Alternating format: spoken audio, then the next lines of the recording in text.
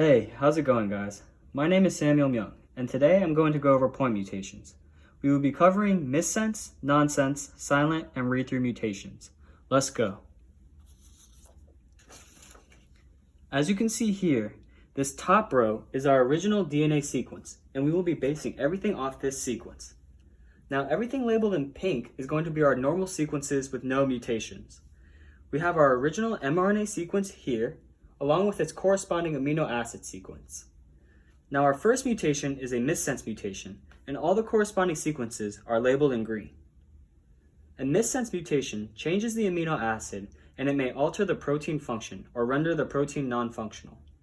Now, as you can see here, we had a missense mutation at our third codon. The original cytosine nucleotide was mutated into a guanine nucleotide. This mutation is a transversion because we went from a pyrimidine to a purine.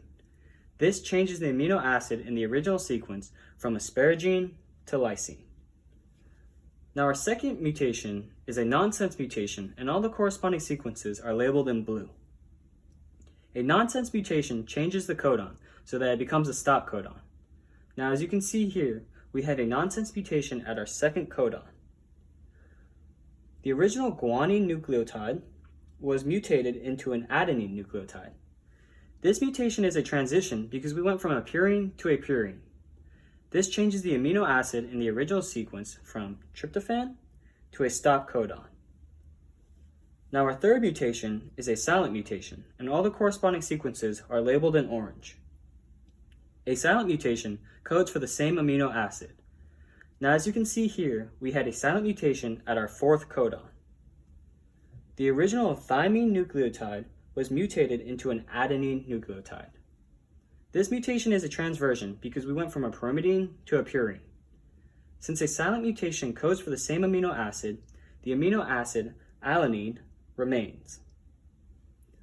Finally, our fourth mutation is a read-through mutation, and all the corresponding sequences are labeled in purple. A read-through mutation changes a stop codon to a codon that codes for an amino acid, which results in a longer protein. Now, as you can see here, we had a read-through mutation at our sixth codon. The original thymine nucleotide was mutated into a cytosine nucleotide. This mutation is a transition because we went from a pyrimidine to a pyrimidine. This changes the codon in the original sequence from a stop codon to a codon that codes for arginine.